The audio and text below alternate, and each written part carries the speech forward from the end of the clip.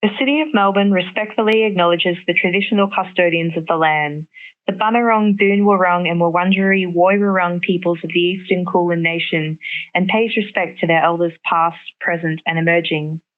We are committed to our reconciliation journey because at its heart, reconciliation is about strengthening relationships between Aboriginal and non-Aboriginal peoples for the benefit of all Victorians. City of Melbourne Libraries is proud to support the Telescope Inclusive Writing Program and Melbourne's diverse writing community. We love helping to share the fantastic stories and emerging voices that come out of this program every year. The library welcomes everyone to join us in sharing our love of reading and writing.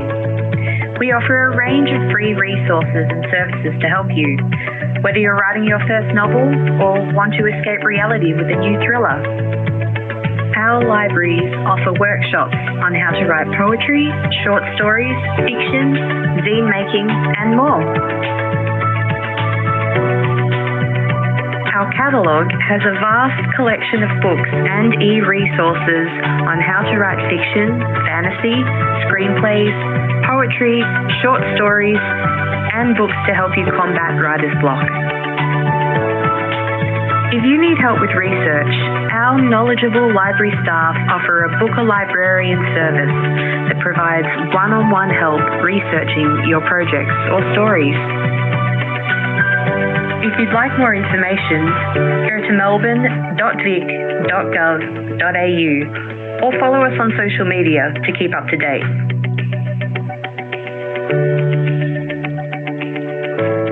Thanks for listening and happy writing.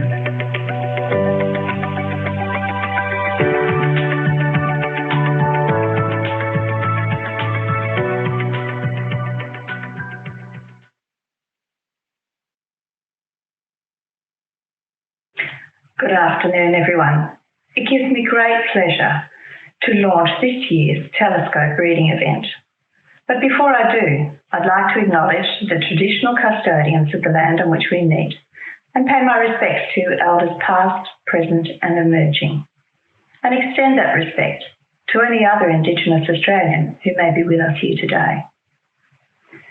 I'd also like to thank the City of Melbourne, in particular, City of Melbourne Libraries, whose collaboration and support has enabled us to make Telescope possible again this year. I'd also like to thank the Melbourne Fringe Festival for the opportunity to showcase these fabulous writings as part of the festival. To the Community Inclusion team, you've yet again shown how commitment and drive makes things possible, even in the face of challenge, by bringing this event to us this year online. Thank you again. Telescope is Scope's annual writing competition, where we celebrate the writing of people with a disability. Over 3 years, we've awarded the prize to many worthy recipients, all of whom have shown great creativity and skill in their writing. Stories let us see the world from a different perspective, and when we take the time to listen to that story, we actually see the person, and that's what Scope's about. Our mission is to enable each person we support to live as an empowered and equal citizen. And by finding pathways and solutions to that inclusion, we create greater opportunities for people with a disability. We create inclusion and access, and that's what we do. The community inclusion programs like Telescope enable people with a disability to participate in sport and recreation activities that they enjoy. Just as importantly, Telescope provides people with a disability the platform for self-expression and to share their writing talents with a broader audience. Congratulations to all of the talented writers, and thanks to each and every one of you for taking the time to share your work with us. Enjoy the readings, and thank you very much.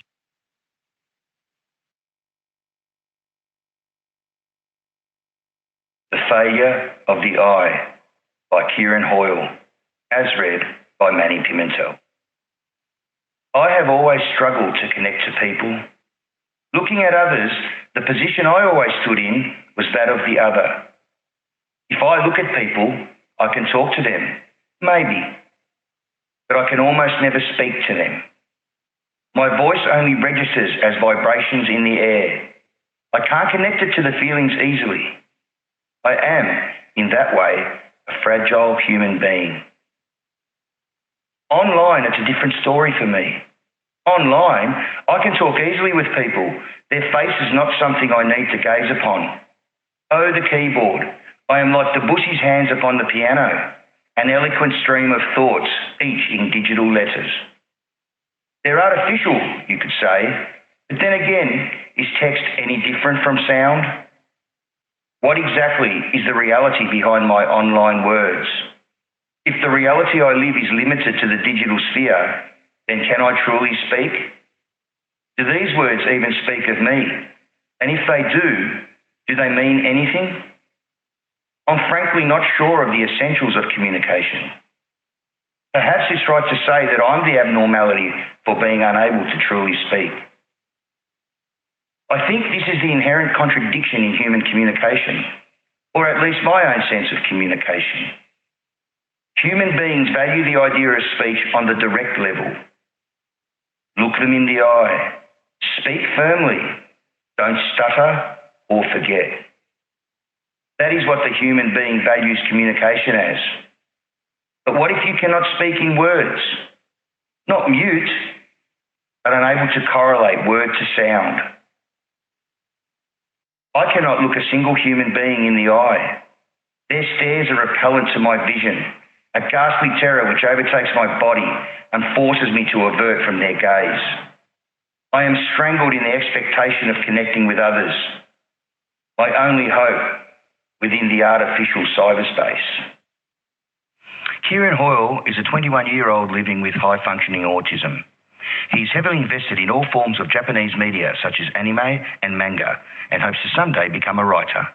While he struggles to interact with people, Kieran hopes to someday achieve something in his life and broaden his knowledge of the world in the process.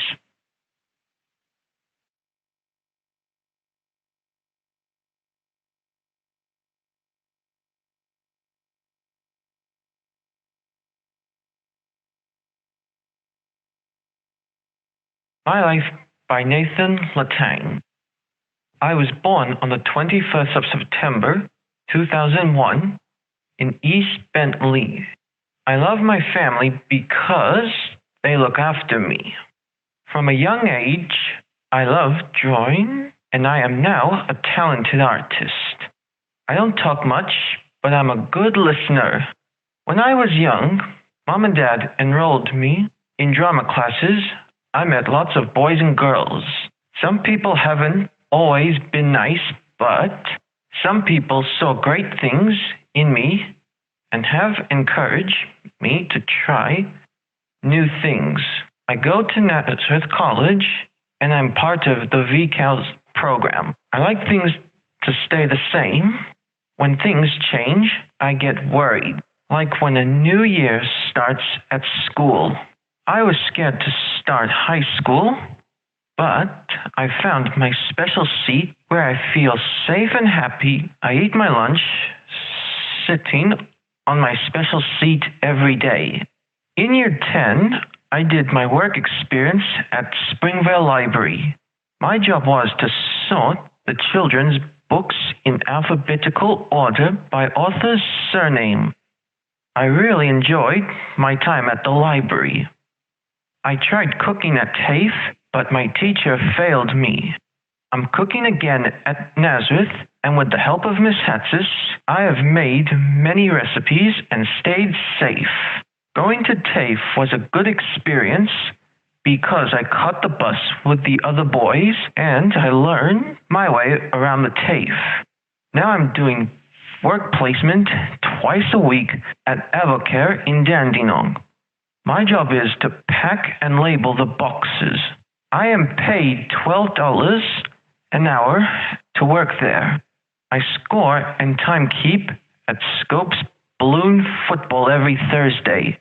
Each Tuesday I help with jobs at St. Elizabeth's Primary School. I'm very busy living my life. I still feel scared sometimes, but I don't give up. In the future, I want to work in a library. Next year, I will be going to TAFE 3 days a week. I will learn to catch public transport, learn to cook for myself, and learn social skills so I can make friends. I am 19 years old now and all grown up. I would like to move into my own apartment and be independent and happy. The end. Nathan Latang is 19 years old. He likes to draw, watch movies with his sisters, and go on bike rides with his dad. Writing has given Nathan a way to show people the things he has learned and how he feels. Writing illustrated text in particular makes him happy, and he thinks it makes other people happy too. I'm sitting here trying to figure out a way to describe the events of my life without it saying, look at me, or trying to get you to feel sorry for me. I don't want anyone feeling sorry for me because everything that has happened to me has made me the person I am today. And I love who I am. So I'm just going to stick to the facts. My name is Diane. I was born in New Zealand in 1990, 3 months early with Krauss syndrome. Sadly, my twin sister Jennifer was stillborn. Krauss syndrome is pretty rare and complex, but the simple explanation is that my skull was fused when I was born, leaving no room for my brain to grow. A baby's skull is normally in 4 parts and fuses as the baby grows. I had no cheekbones either, and because I was born so early, I was tiny. I can't tell you my weight, but I could tell you I could fit in one hand. This meant a long stay in an incubator and surgeries before I could even sit up. I had more surgeries than I can count before my final one when I was 17, when I was 8. I had groundbreaking surgery which involved putting distractors in my head. These distractors stuck out of my head like antennae, and my mum had to turn them a quarter turn twice a day to form gaps in my skull. This was a very painful process, and I'm not sure how my parents could cope with the air-splitting screaming coming from their youngest child. I was the first in New Zealand and third in the world to have this particular surgery. After this ordeal was over and I recovered from getting the distractors removed, Care, an organisation who takes terminally ill children or children that spend a lot of time in hospital on the trip of a lifetime.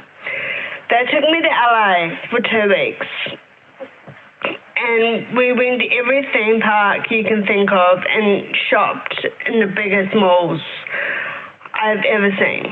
Considering this was a trip of a lifetime, I really can't remember all that much except the major parts of the trip. But I can tell you what I did learn from this trip. I don't like roller coasters or any theme park ride that could involve you ending up upside down or sideways. The mayor of my hometown in Tauranga, Noel Pope, threw me a party in his chambers. There was 100 guests and special appearances from big names at the time. Noel also declared April 28th Diane Lawson Day. Noel Pope was elected out the following year, so it wasn't put on the calendars. But I still remember I had my own day. Who can say that for real? I was held back in school in year 5 as I had a lot of time off school due to all of this happening. I also had to change primary schools because I was bullied so much due to the way I looked. The favourite taunt was alien. I was teased so much by the way I looked. I began to refuse to look in mirrors and started to really think I may have been an alien. I didn't have many friends, but the ones that I did have, I'm still close with today. In high school, when you'd think people would grow up and stop the silly games, it progressed to much more than just teasing. People had mobile phones, so this is when the cyberbullying and practical jokes started. People used to dare their friends to ask me out as a joke, Or if I was in class where I had no friends, pretend to be nice to me and tell me things like, this person really likes you, you should ask them out. And if I did, they would laugh and throw stuff at me. I wasn't allowed a phone until I was 15, and now I know why. When I was finally allowed a phone, someone got hold of my number and used to send me horrible messages to the point where I had to delete messages to make sure I still had inbox space. This was the time before smartphones and huge memory. I wrote the messages on paper and took them to my dad, who instantly called the school. My dad is an ex-police and knew because the messages were deleted, we had no proof. However, the school did resolve the problem eventually, and the cyber attack stopped. But the face-to-face bullying had become so bad that I began cutting myself and considering suicide. I recognized that I had a problem and asked for help, which I did receive. I now know that many people don't ask for help. So if you're feeling like you're not worth anything, or that life isn't worth living anymore, please seek help because you are worth it. And someone out there, whether it be your parents, siblings, or close friend, loves you. And their life would never be the same without you. I was 17 and in year 12 at high school when I had my final surgery on my mouth. Recovery was meant to take 2 weeks, but took much longer. Once I was healed and the swelling had gone down, I would suddenly look like everyone else. And the people who had bullied me in the past wanted to be my friend. I was very confused by this because I was the same person on the inside, just looked different on the outside. People can be so superficial. Don't judge people by how they look on the outside. Take the time to get to know someone and really see them for who they are, because you are only ugly if you ever have an ugly heart. Because recovery took longer than expected, I wasn't going to pass year 12, and I would have to do it again. No way was I going to let that happen. I was already older than everyone else at school because getting held back in year 5. In term 3 of year 12, I left school and became a full-time worker as a checkout operator at my local supermarket. While working there and having to work with numbers and money, it was discovered I was dyslexic. Worst word for a dyslexic to spell. I had so much time off school, and with all the disruptions, the dyslexia was never picked up. A few months after leaving school and having no real direction, Dad read in a newspaper about the need for seasonal workers at a hotel in Fringe, Galea in the South Island. We went online and filled out an application form. A few weeks later, I had a job interview and was offered a room attendant role and was asked if I could start in a few weeks. Accommodation and 3 meals a day was supplied. I made the biggest move of my life and left my dad and stepmom's home to make the flight to Christchurch, followed by a 7-hour bus trip to Fringe Joseph. The following 6 months were the worst, but also the best of my life at the time. I hated living in a small town with only about 3 streets, but when I look back now, I learned the greatest lessons and made the best friends that I would hope to be able to meet up with again someday. After 6 months, I moved back to Taonga and got a job as a room attendant and moved into a share house. And 6 months after that, I went on a holiday to Melbourne, Australia, to see my mother, my sister, Bianca, and my brother, Michael, and realised how much I missed them. On my return to Taonga, I booked a one-way ticket and made my arrangements to move to Melbourne. My friends gave me the best leaving party, and as I sat there in the restaurant, I realised these people had seen me through so much. The bullying, the pre- and post-surgery dramas. I love these people, and I was so glad I didn't go through with my suicidal thoughts. I I realized how much I did have rather than focusing on what I didn't have. I had fantastic friends that would go to the end of the earth for me and the best family I could ask for. Moving to Melbourne was harder and scarier than moving when I moved to South Island, but I'm so glad I did it. It just goes to show the scarier and the hardest moves you make in your life are the most rewarding because it takes all your courage and strength to do them. So if something is hard and scary, do it. Even if it doesn't work out, you will learn something about yourself and gain new experiences you never would have. Even if it doesn't work out, you still learn something about yourself and gain new experiences, and you'll never have to wonder, what if? I went to Melbourne with the luggage I was allowed on a plane, and I had sent 2 boxes of stuff before leaving. I couldn't leave my books. I had no job to go to, no qualifications, and a limited bank account. But what I did have was family there that would support me until I got on my feet. I lived with my mother at first in the suburbs, but that didn't work out, and I ended up living with Michael in the city. I absolutely loved it. I loved living with my big brother. I ended up getting a job as a room attendant at a hotel in the city. I loved my new job, and my manager and I became really good friends. And after working there for 3.5 years, I worked my way to 2IC, second in charge. And a year after my manager became pregnant, I was trying to take over the department. The weekend before I was meant to take over, I got into a serious car accident. August 31st, 2014, in the early hours of the morning, I was T-boned by a driver running the stop sign.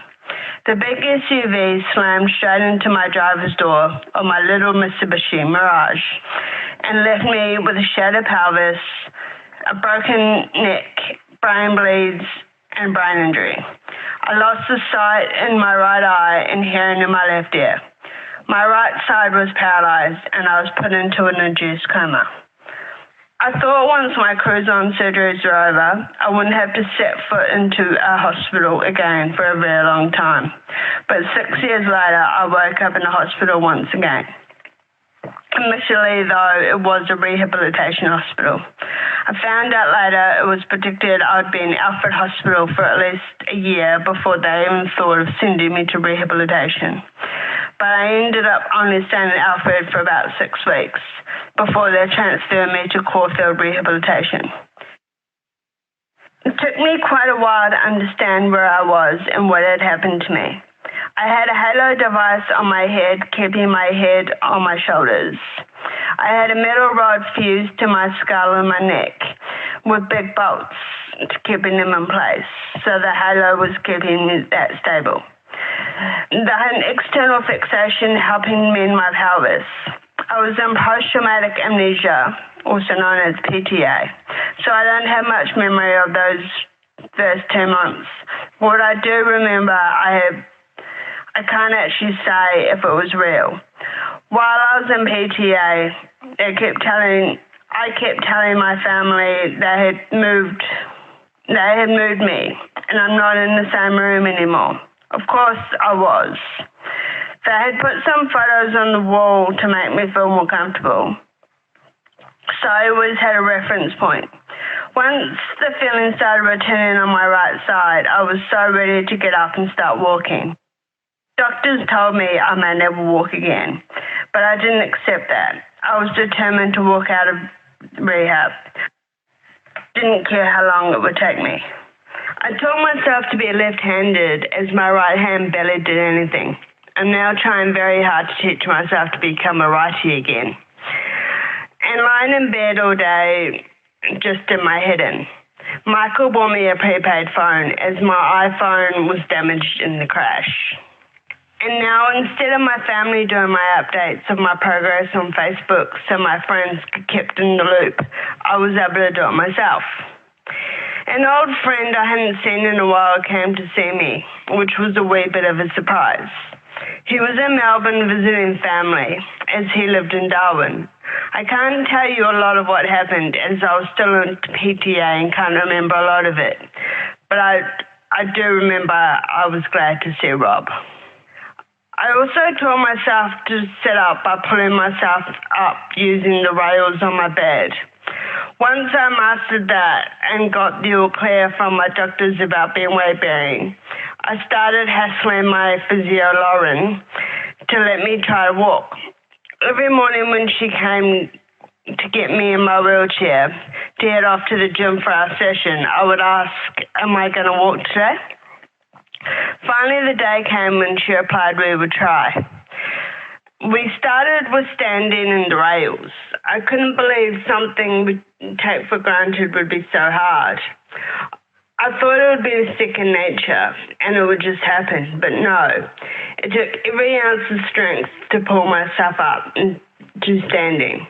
Having finally mastered that, Lauren told me to march on the spot. I wasn't here to learn to march, so I took my first steps. My nephew in New Zealand was just learning to walk also. So I put myself in competition with him. I won, of course. He seemed to be learning all the same things as I was around the same time. I used him as motivation, as I'm a competitive person and it always helps to have someone to go up against, even if it was my wonderful 1-year-old nephew. Once I started walking with the walker, I was allowed to start walking around the ward. So every day, instead of lying in my bed, I would get up and do a lap around the ward, or go to the little courtyard they had outside and soak up some vitamin D. The sun and the breeze were amazing. I've never appreciated fresh air so much in my life. After all those months in hospital and not seeing outside and having recirculated air through an air conditioner, I've learned not to take anything for granted and enjoy those little things and enjoy and appreciate the little things. When it was time to get my halo removed, I was so happy, as it was just the most annoying thing. It stopped me from having a good night's sleep, and whenever I hugged someone, I nearly took them out. The collar that replaced the halo seemed almost annoying, but now I could almost move my head. My friends Holly and Xavier came to visit me. I was showing them how I could use my walker, and I said, I bet I can walk without a walker, and just do it on my own. So with Xavier behind me and Holly in front of me to catch me in case I fell, I walked across my room about 5 to 8 steps on my own without rails or anyone holding me. I was so proud of myself as it had only been about 3 months since my accident. I was already achieving so much more than anyone could expect me to do. I went to physio the next day, excited to show them what I could do. And from that day on, I started to work on walking without a walker. I asked my doctor why I was still in hospital, and she told me medically I didn't need to be. So I said, I want to go home then. I told her I wanted to be home for Christmas, which was the following week. And she said, okay, we'll try for Christmas Eve, which was the following Wednesday. Originally, my discharge date would have been June, but my progress had been so much higher than anticipated. It was reduced to February and then to Christmas Eve.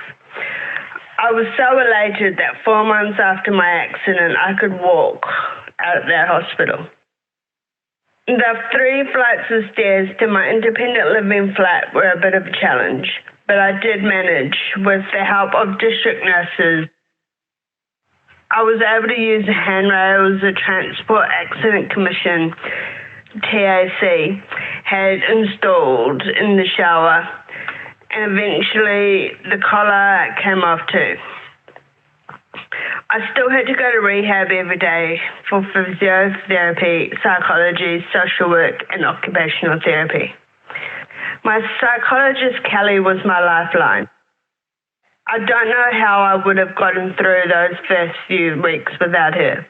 Getting out of hospital after 4 months where everything was done for me and always having someone to talk to if I needed to was a big shock. After having to prepare all my own meals, do all my own shopping with my friend Bonnie's help, and having to do all my own cleaning, and having the place to myself with no one to talk to while my flatmates were at work was a challenge. I couldn't understand why, when I wanted to come home and work so hard for it, I missed the comfort of hospital. Talking to Kelly really helped. As an outpatient at Caulfield, I had a new physiotherapist, Christy. This was a shock to me because with a brain injury, I am not good for change, and Lauren had been with me for so long. However, I soon became close with Christy, and she helped me achieve all my goals and some.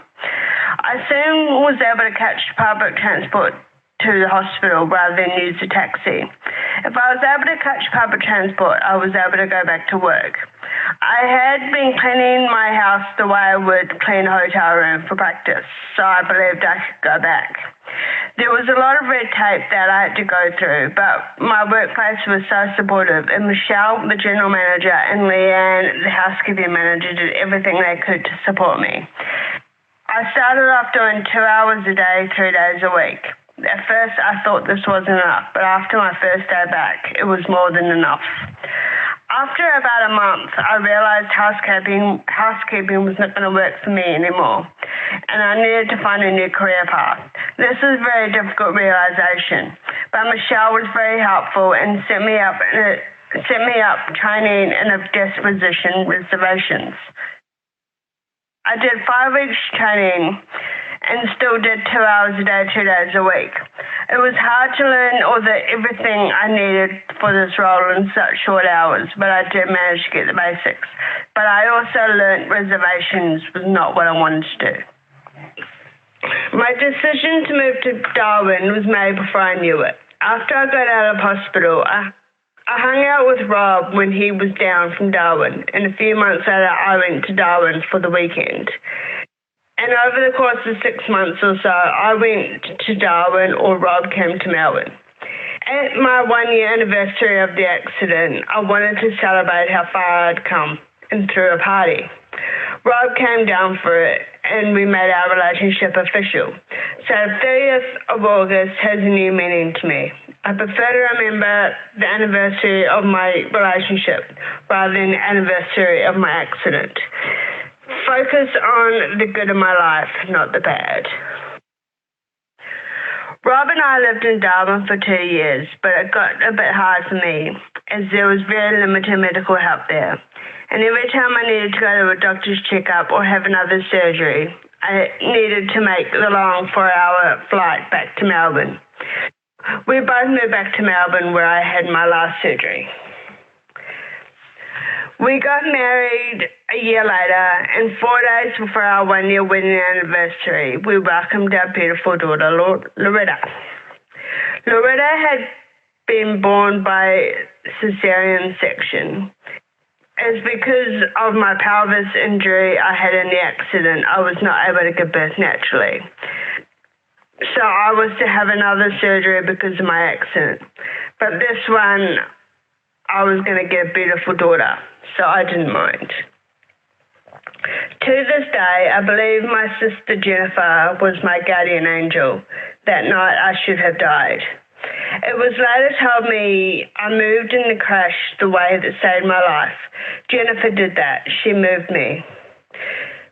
She was also there through all of my recovery, giving me strength to carry on. I was meant to survive all the events that had happened. I was meant to marry Rob and have Loretta.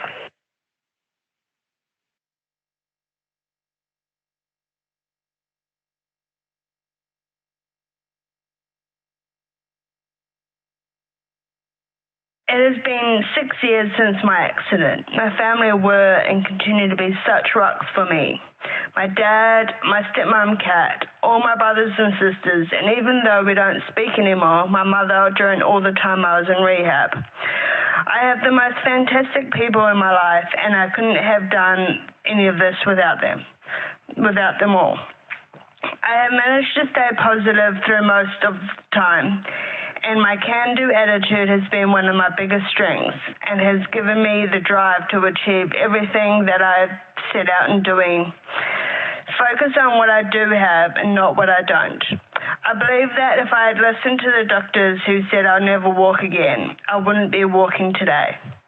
The brain is a very powerful tool. When you set your mind to something, believe in yourself. Nothing can stand in your way. My motto, positivity and determination can get you everywhere. Diane Hill is originally from New Zealand, but now she and her family happily call Melbourne home. She loves to write, but before she moves into fiction, she wants to publish some personal work to get her life story out there. She hopes that she will be able to give other people hope, no matter what challenges they are going through. If the content shared during this event has raised concerns for you or anyone you know, help is available. Contact Lifeline Australia on 131114, Beyond Blue on 1300 224 636, Kids Helpline on 1800 551 800, Headspace 1800 650 890, or Men's Line Australia on 1300 789 978.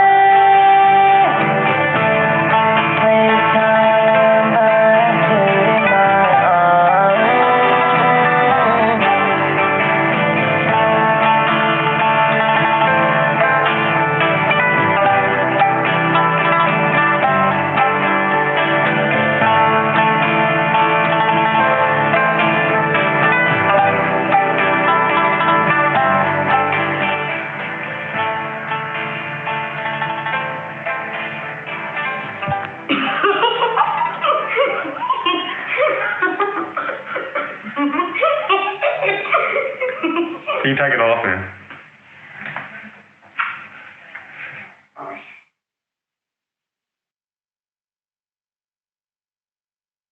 Sarah Wilson is 27 years old.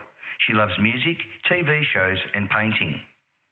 She learned how to write at school and now likes writing songs because it makes her feel happy and excited.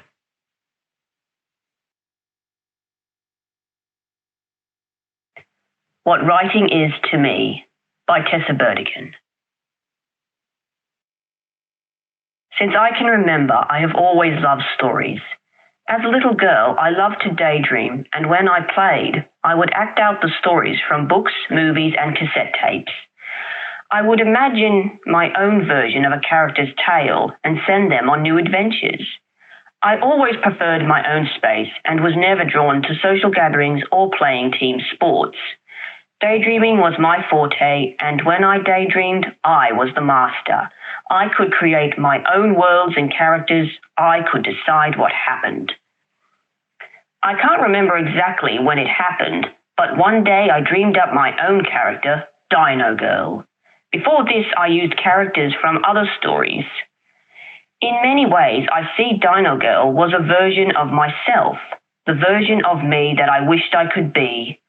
She was adventurous and outgoing, while I was shy and reserved, afraid to let my colors shine. Only with the help of some wonderful people in my life, I was able to blossom. Barb, my aide at school, was one such person. She encouraged me to write down the stories that I told her. I trusted her with my ideas, and she never judged me. I would dictate the story, and she would write it down. With the help of my aide and my parents, I was able to write my first original story about Dino Girl. To my surprise and pleasure, it was accepted and published in the local newspaper. This inspired me to continue creating my own characters. One day, I created a character for a TV show I liked, and that character eventually evolved into Streak, the main protagonist in The Spirit Believers, the novel that I am working on now. In my teen years, my imagination really took flight, and a multitude of characters emerged to join Streak in the world of The Spirit Believers. Streak's mentor, Shogaman, came to life as a mystical, majestic, golden-winged lion who nurtured Streak to become the confident and strong hero she was destined to be. Streak's nemesis, Black Rose, emerged with a talent for rousing fear and torment in everyone unlucky enough to meet her. Other villains and allies joined the cast as it continued to evolve. I could always clearly see the strong female character in my mind, but it took me a long time before I finally found the right name for her. In the story, she has lost her memory and is given a new name by Shogaman. Her defining features are a scar and a streak of blonde in her hair. What can I say? The name Streak just stuck. Streak and her friends fueled my imagination for the next few years of high school. When I graduated, I went to TAFE and dove into a certificate, then a diploma in writing and editing. In this course, I was introduced to the hero's journey, which helped me to structure the story of the Spirit Believers more clearly and confidently. Maureen Robinson was my aide at TAFE, and she really pushed me to take my stories and characters to the next level. She was an invaluable support in helping me to find my unique writer's voice. One of her powerful pieces of advice was, don't make anything too easy for the characters and make them earn their strength. Such guidance really opened the doors for me to enrich and diversify my characters and make them more complex and interesting. I still carry her words with me today. The Spirit Believers has kept evolving with me over 15 or more years. I have enjoyed having this time to continue to sculpt the characters and plot. I am glad it has taken time because over these years I have traveled, learned so much from others, and matured in my thinking and writing style. A good story takes time.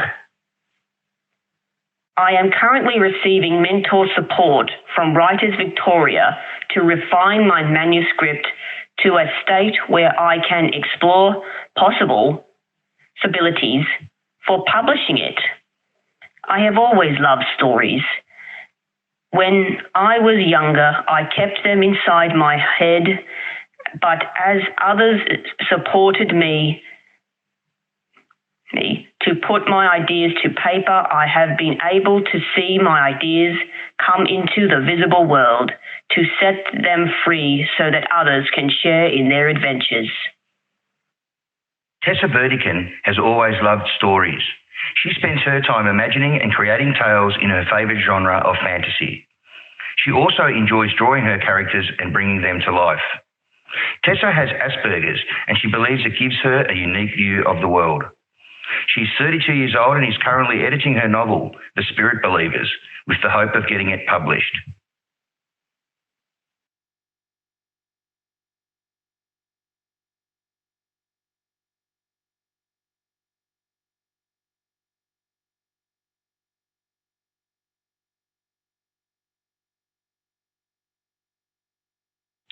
The following excerpt has been chosen from my yet-to-be-published memoir, My Cities of Refuge. My move into Edith's Party House was my first step to recovery, after I had spent many years of running away to different countries, trying to find myself while losing my mind. I moved into Edith's Party House at the start of June 2008. It was a better arrangement than I expected. The place used to be a hostel for young women run by the Sisters of Mercy. It was located in Albert Park, one of the most beautiful suburbs in Melbourne, and a healthy distance from my Jewish community. I wanted to avoid the questions they would ask me, wanted to avoid the uncomfortable feelings I felt around them. Patients at the Vic Clinic spoke about Edith's Party House like it was a paradise, talking about how people left there changed and that they had completely recovered with new skills and a new perspective on life. They told me it was a privilege to live there and that there was a long waiting list for the mentally unwell. I couldn't believe my luck to have been chosen over other potential candidates. I had to get used to the house rules and social activities. I had never paid rent for more than a couple of weeks, never cooked or bought groceries, and never managed my money for my own financial support. I never had an apartment for longer than a couple of weeks, had never had to furnish it or look after it. Looking around the house for the first time, it looked like it belonged in the wrong century. Everything looked so old and required fixing. The house stood in a yard filled with giant weeds, and the windows seen from the outsides were decaying. Inside the house, the blank walls needed painting and replastering, the floorboards creaked, and the ceiling was waterlogged and peeling. Some of the windows were also smashed and shunted broken light into the dark corners of the television room. The place needed to be adorned with my own hopes and dreams for the future. I'd find someone, maybe my brother, to lend me some beautiful portraits or oil paintings to make my new home feel warm and inviting. Then I'd find some plants or flowers to put in the kitchen and play some acoustic songs on my laptop to make my new space feel calming. One of the staff called me into the common room where the residents were all sitting around in a circle waiting for me. I hesitantly found a seat as part of the circle. I was asked to introduce myself and talk about what brought me here. I ran through some answers in my head, preparing to expose myself, starting to feel nervous. It reminded me of the group therapy sessions at the Journey into Manhood weekend in America. Although this time it wasn't anxious gay guys trying to heal their inner wounds and destroy effigies of the mother figure. It was a group of young men and women recovering from mental illness. It was time for me to recover with them. The leader of the group was the worker I had spoken to on the phone while I was in hospital, and he was sitting with one leg crossed over the other, a large manila folder in his lap, a coffee in one hand. I looked around at the 10 residents. Most of them were extremely overweight, and they were sitting in their pajamas. They looked at me warmly. I wanted to be friends with them. When the group therapy was over, I wandered around the common room, bored as hell, picking up things from the floor and putting them back, a glass vase, some books, a snapped guitar string, a broken comb, a mousetrap, pamphlets about mental illness.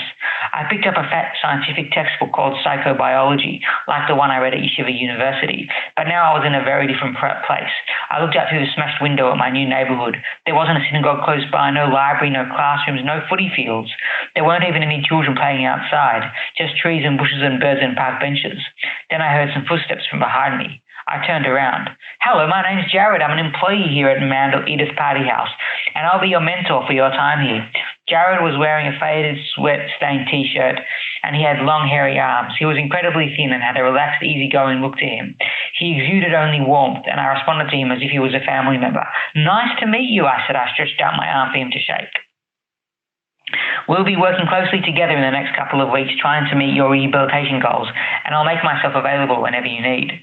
He winked at me, grinning broadly, and lifted his hand for a high five. Jared was responsible for my well-being in the house and was there to teach me new skills. He would meet me in the morning on my way to the kitchen. He'd chuckle and pat me on the back. He would sling an arm around my shoulder and then grab my hat and yank it down over my face so I couldn't see where I was going. He chuckled and called me DK, or he'd shout, "Daniel is king," then he'd pat me on the back. "You're a brave little soul," he said, calling up this place and coming to live with all these strangers. "Congratulations on the move." He put his arms around me, similar to Bob at the Jonah headquarters. The only difference was this time I didn't try to shake it off. Jared's love spread right through my body. Over the next couple of weeks, I told Jared about my story of seeking refuge and how I was running away from the Australian accent from my community. "It seems like you've been burying a lot of shame for years," he said, "and your low self-esteem hasn't helped you feel better." He asked me to stand in front of the large mirror and look at my reflection. "You see," he said, standing behind me and holding my shoulders, "if you dislike the Australian accent, it means you dislike yourself." "What do you mean?" "Because you have an Australian accent. What can I do about it? You have to realize that it's just a way of speaking. Don't read too much into it."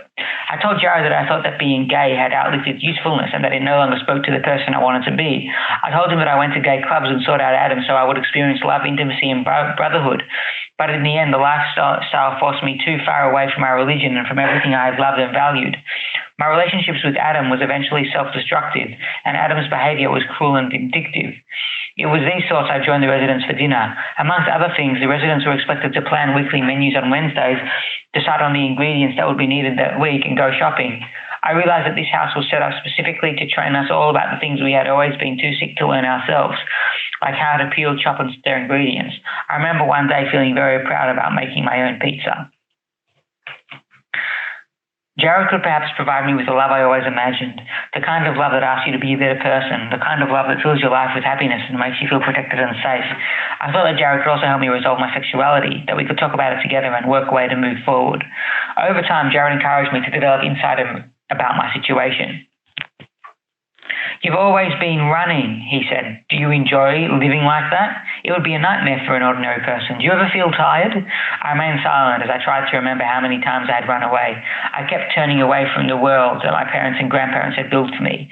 "You began in Melbourne, then Israel, then back to Melbourne, then New York, then Melbourne, and after that you went to Sydney, and then you returned to Melbourne, and then you moved to Boston, and finally, you're back here again."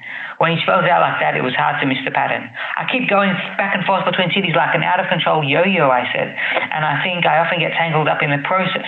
I looked down at my hands, trying to comprehend the distance I'd run in the last few years. Jared's tone was gentle.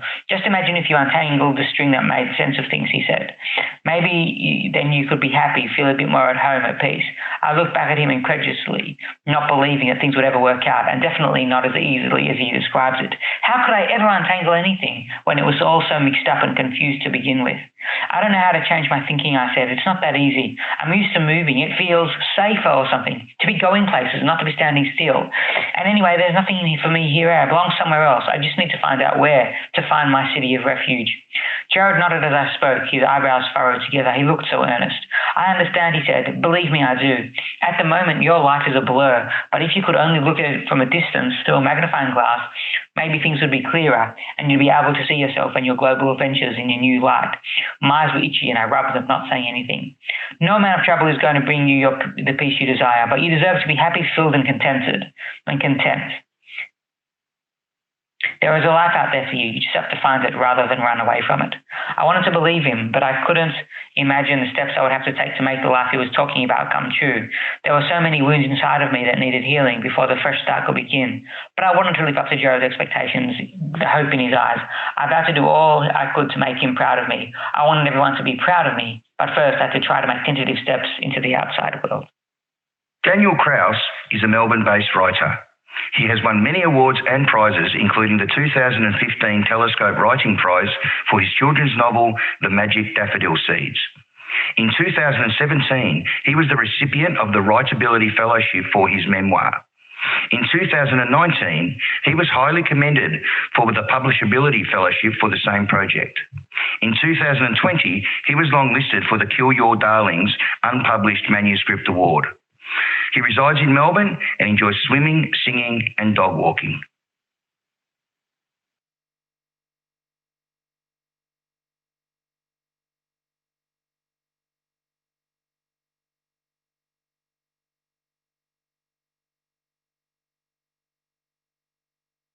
My Life in Rhyme by Anthony Galea, as read by Emmanuel Pimentel. To tell a story is what I do. Writing lines of rhyme run through. A beginning, middle, and an end is easy when it's just pretend. But to write one that is true and to rhyme the sad bits too is not so easily construed, not when life seems so blue. My life for me started when, at the tender age of 10, I wondered at my difference then to other boys with loads of friends. With brothers counted up to 4 and just a mum behind the door who fought a never-ending war to stop us all from crying poor. I learned quickly how to mask true feelings hidden in the dark. My silence just became a part of my present pain and past. High school was a rotten time. My quirks and tics I tried to hide.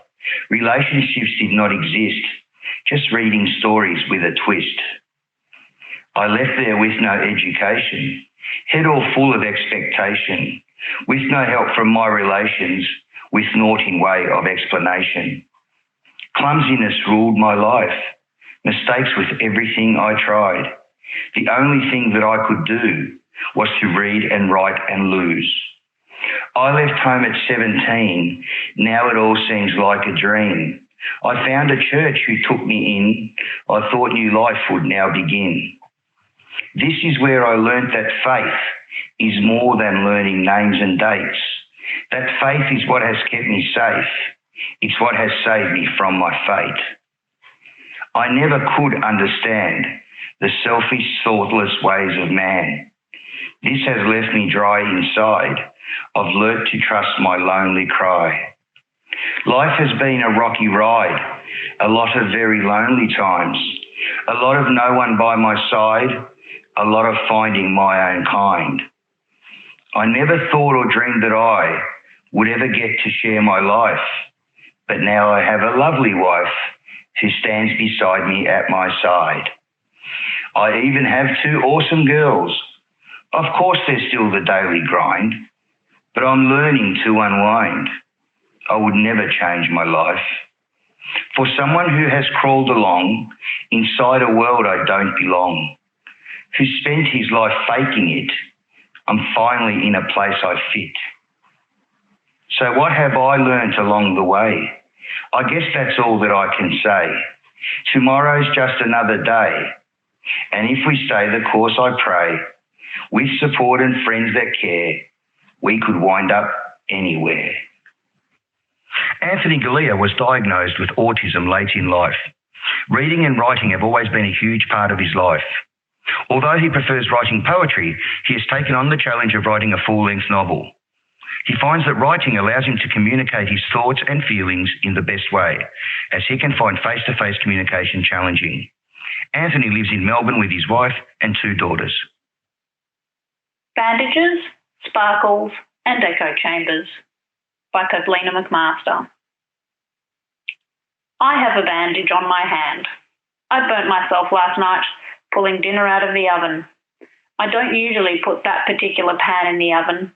I was wearing a mitt on my left, but I needed to steady the pan and automatically reached for it with my right. I had previously chucked the other mitt to one side in a fit of pique. Turns out, metal at 200 degrees hurts like fuck. I have a friend I would usually call. We share recipes for food and for mummy's mad mixtures, to paraphrase my kids, to heal and to soothe. But I can't.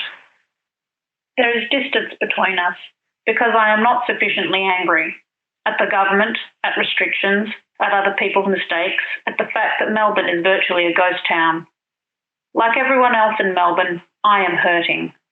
I am hurting for all our losses: lives, drives to the beach, barbecues, walks with friends, jobs, businesses, but most of all, I am hurting for the loss of human contact, hugs, and friends. I never knew I was a hugger. I mean, I knew I loved a hug from friends on saying hello or goodbye, but until now, I had no idea that I am a hugger with a capital H and a fair amount of underlining. It should be written in lights with purple lettering and maybe some sparkles. I don't think that even this would get across the gravity of my situation. I feel that perhaps I should have a sign somewhere on my person that reads, "Here stands a hugger," with highlights of some kind. The loss of hugs has been hard. Familial hugs are great, don't get me wrong, but a hug from a non-spousal adult is a different thing altogether. I wait with bated breath for the time when I will once again be able to enjoy that feeling of being wrapped in a friend's arms with warmth and love and mutual caring. There are friends that I don't know if I will ever get to hug again. I am not being dramatic here, even though it comes across that way, I know. We have been lost to each other, at least for now. They have followed a different path, and some are angry that I will not travel the same road. There is distance even when we do talk, and talking is now rare. I try to hold space, not judge, and to listen, but their rage and recriminations at all the things abrade my already raw feelings. Some are more subtle in their condemnations, in their anger, and in disavowing the decisions and numbers and the very human mistakes. But they still shred my heart, and so I have switched the noise off, turned the knob to silent, and looked away. If I was stronger, perhaps I would write that blog from my perspective, all about precautionary principles and the scientific method, about treatment trials and adaptive management. But I'm not that strong, and I don't think it will change anything anyway.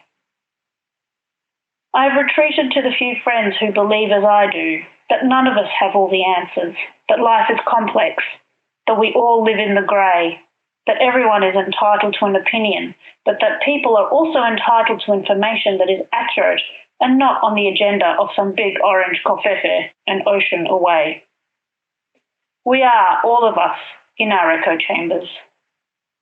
I wonder how long it will take, or if it will happen at all. Will they accept my insufficient anger? My anger would not change anything. It would only grow my discontent.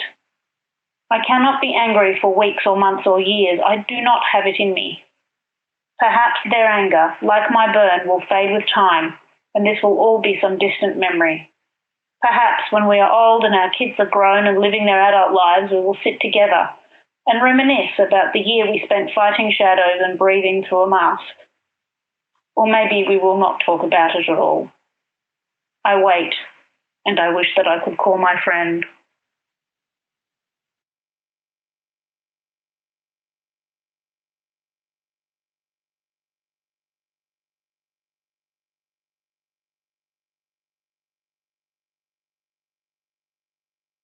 Pavlina McMaster is a 43-year-old woman living with autism who likes to think she is going grey gracefully.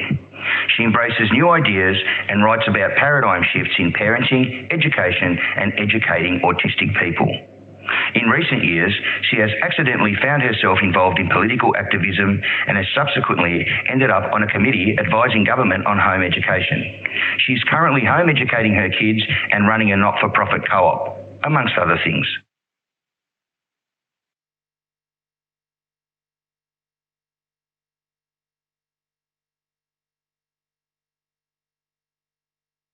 How did you start writing, and what does it mean to you?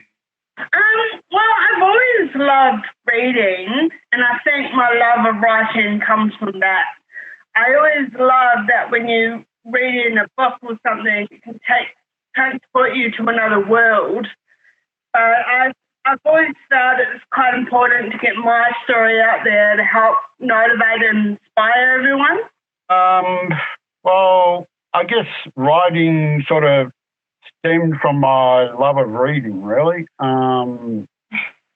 I learned to read extremely young, and my standard of reading level and so on was very high at a very young age. So I started taking my writing seriously pretty much when I started writing, which was, I don't know how old I was, but definitely under 10. So my big interest when I was a kid was horses, and everything was all about horses all the time. I had my horse, and I used to love horses. So my stories were actually about horses, and they were actually mostly, thinking back now, I understand why this was, but they were actually about horses that escaped. So they escaped their confinement and they'd be out in the wild and they'd be out running.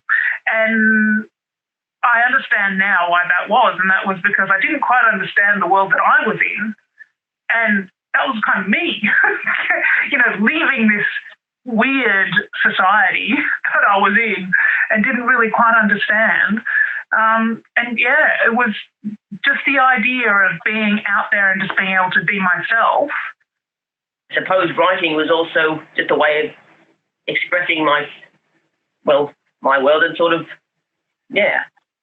When I first began writing my memoir over 10 years ago, it became like an addiction for me. I just kept writing and writing, and I didn't have to worry about disapproval because it was only just me, my subconscious mind, and the blank screen. A feeling could spread from my brain to the keyboard and could be saved forever on the hard drive, and then I could transform my memories into stories that could come to life and last forever. Yeah. Your piece is very personal.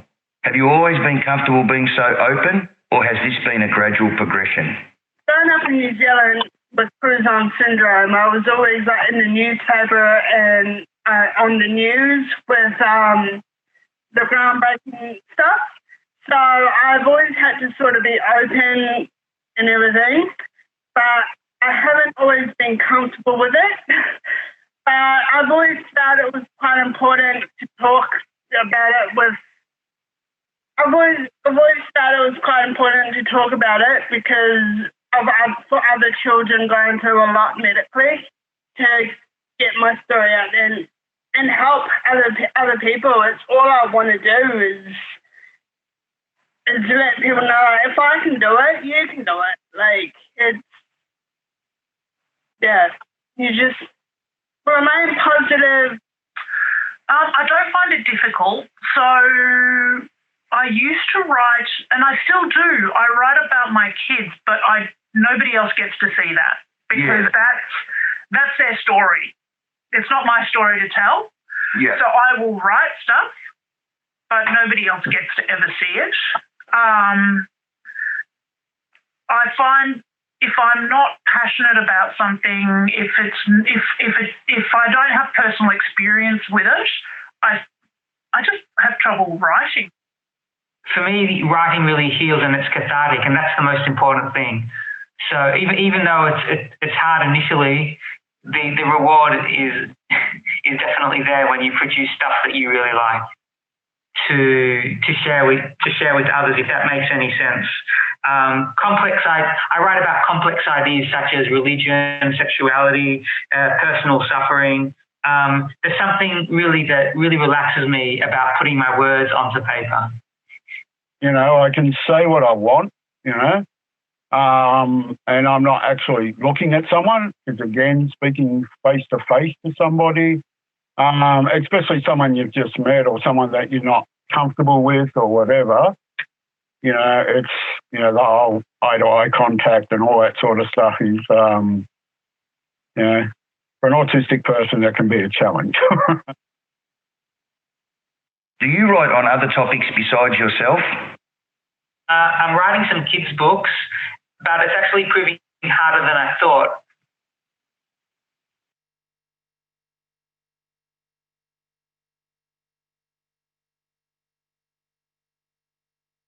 I have the ideas, but it's very hard to find a beginning, a middle, and an end. Sometimes I write and I haven't planned that out at the beginning, and I just write whatever comes to mind, and then I'm stuck at the end because I can't think of an ending. I've got a good beginning, I've got a good middle, but I can't finish it. And I've got a couple of stories like that. Stories that I know that kids would appeal to kids, like an octopus in the bathtub, or a young man who climbs up a chimney and meets a ghost, or all these creative ideas, but I haven't been able to finish any of them because it's much more challenging than you think to be able to write kids' books that will allow kids to enjoy what you've written and to experience the world in a new light. Yeah. Yeah, I do. I've got a big challenge for myself, as in I've also started writing a novel. And that novel is virtually completely based on my life story. And it's taken, what I'm doing with that is I'm taking my earliest possible memory and I'm working that earliest possible memory right up till today.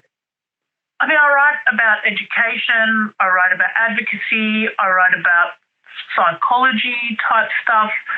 Like I wrote a blog a while ago on quantifying intelligence, you know, the whole idea behind an IQ test, you know, and what does it mean?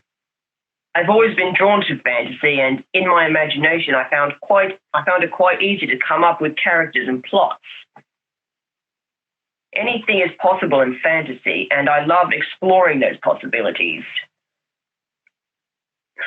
I struggled a little bit about the structure of my story until I was introduced to the hero's journey in TAFE, and that's what helped me to put my ideas together. Where does your strength come from? People think, oh, I can't write. But anyone can write. Everyone has a story in them. You know, it could be their own story. It could be someone else's story. It could be the story of their mum or their grandma, you know, my granny was a nurse in the Second World War. You know, so many stories. And I think the thing I really love about writing is that then you can share it with the world and it doesn't get lost in the ether. My family, they've always been there 100%. But it's also knowing that there wasn't really a choice. I had to get through it. Like all of my surgeries as a child and then again after my accident, there wasn't really a choice. It just had to be done. I was saying that, obviously when I was a teenager, cutting and everything, I wasn't always so positive, and I had to learn to talk about things, because if you don't talk about things, it just comes out in different ways. Well, I've often found that most fairy tales and stories portrayed females as vulnerable and weak. Yeah. In other words, the damsel in distress. You know what I mean? Yeah, they always needed help from men and not going after big dreams. Well, not going after it themselves. They always either just sit back or let someone else do all the work. When I was living in Edith Party House in Albert Park, a place for supported accommodation for people who've experienced mental illness, that's when my recovery actually started. And the recovery took a couple of years, and now it's led up to where I am at the moment, which is living independently. And yeah, I'm able to reflect on the long journey that I made to actually get to this position. And I look forward to getting my piece published. I'd love to see it published in the magazine and see if anybody reacts to it or lets me know that they enjoyed my writing. Yeah. How do you find the inclusiveness of society? Being autistic in a neurotypical world is very hard. You know, you can't be yourself. You have to mask, and especially as a girl, we're very good at masking and pretending to be something we're not. And so you kind of feel constrained and confined. We're still trying to squish square pegs in round holes. And we just come up with more and more creative ways to do this. And we come up with more and more creative ways to encourage children to deny who they are and what their needs are and what their interests are. There's always more that can be done. But I'm not really sure how the bullying culture can change. But I feel that teenagers and children need to feel like they can be open and honest with these things and not feel like they're just going to get shrugged off and say kids will be kids, or it's not real bullying, because they know they're always going to be heard, because it's never okay to make someone feel bad about themselves. we've got to get away from the, the way I think anyway, is that, we've got to get away from, who is who is an able person, who is a disabled person, what makes them able, what makes them disabled, that sort. We've got to get away from that kind of thinking and just be inclusive, Do you have any comments on your writing in general? Sometimes I just use my phone now, and I can just record what I say. Because like I said, I struggle with spelling and stuff. And I was never good at note-taking. That's why I needed an aid. Talking about the spelling and with the punctuation and stuff, that always sort of held me back. Writing was just a way of getting my story out there. It's just always been the stories for me, not really the writing. Writing in detail is a very good way of showing and not telling. And so I tried to use more detail in my writing, and I was able to do that. So I'm very thankful for the lady who suggested that. Yeah, I went to a few publishers' websites, but none of them are accepting manuscripts at this time. So I've just got to wait a little bit longer, and that's really good because I've been a little anxious, and it's very good to know that over time the anxiety can go down, and when I feel most ready for it, that's when I'll start getting more serious into the publication. I've been working on my book for such a long time, and I want to move on already. I want to go to the next stage. And I was at a book launch a few days ago. The book launch was made by Dimitri Kakmi, who was I was in his writing group in the city, and he also said the same thing as I just said. That he said that the more he writes, he knows the more he writes, the more he likes it. And he thinks that there's nothing else in the world that he would be good at or that he would enjoy. I've been told that my writing presents a range of funny, exciting and traumatic situations in a candid and non-judgmental way, which provides the reader a safe space to explore difficult material. So that was really nice to hear. But I still do have trouble showing and not telling, and that's something that all writers have difficulty with.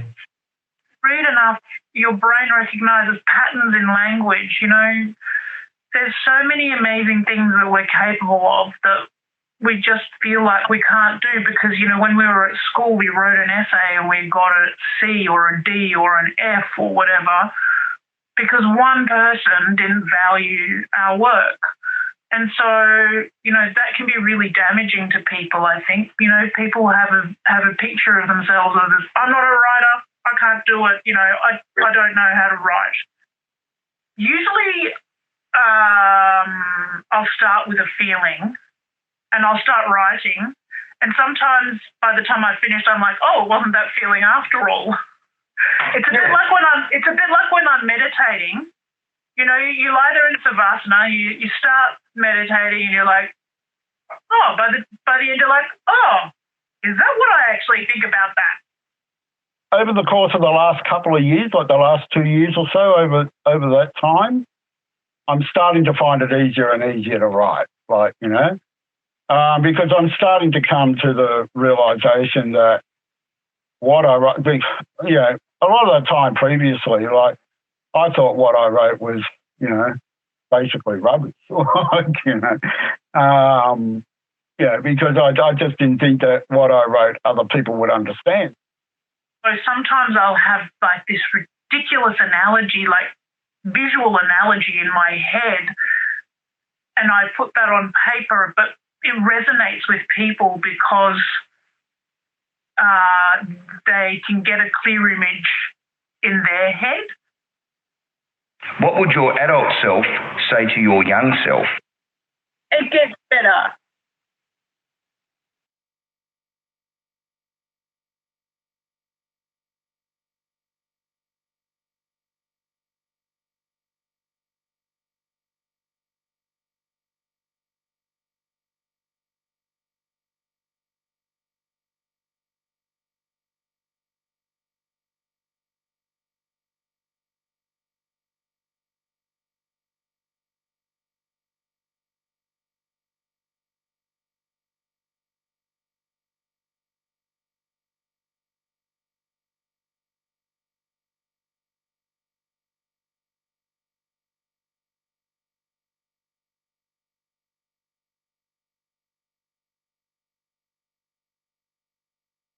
I replaced it with a larger piece of tape. Okay. Part of a secret plan. All right. We'll see if it works, otherwise I'll put it to contact.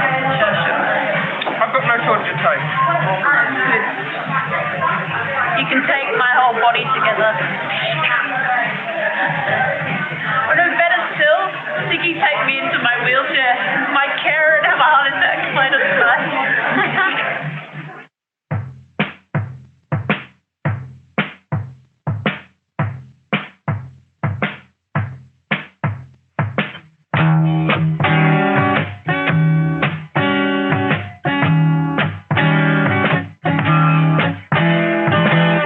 What if you couldn't piss unless I said so? What if you couldn't eat unless I fed you real slow? And what if you couldn't please me without assistance? And what if I had to keep a distance every time you were sick? Well, I'd say, welcome to my world. If I had to be another driver, bodyguard, super well, what would you say? And if you had to make concessions and fight politics, well, would you be okay? So do me a favor, babe. Spend a day in my shoes.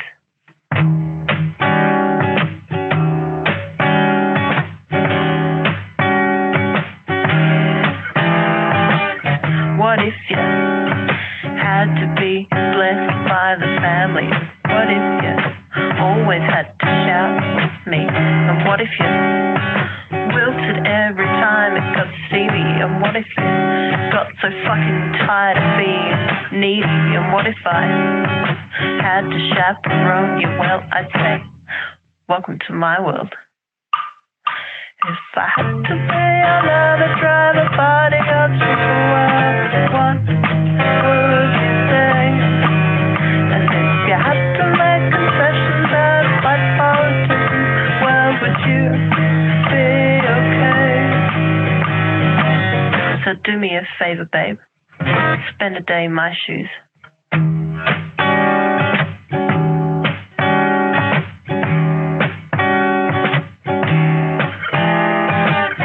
What if you had to take drugs just in case? What if your talent went to waste? And what if you couldn't find your place? And what if I started screaming things vile and base? And that's just taste. Welcome to my world. If I had to be another driver, bodyguard, super well, what would you say? If you had to make concessions and fight politics, well, would you be okay? So do me a favor, babe. Spend your life in my world.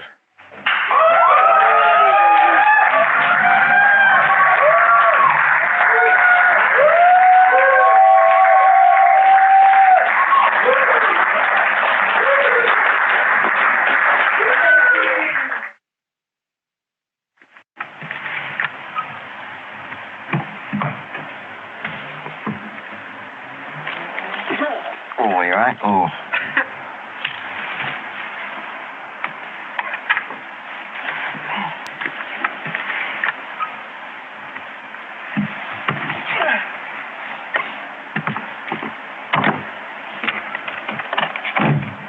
You need a hand?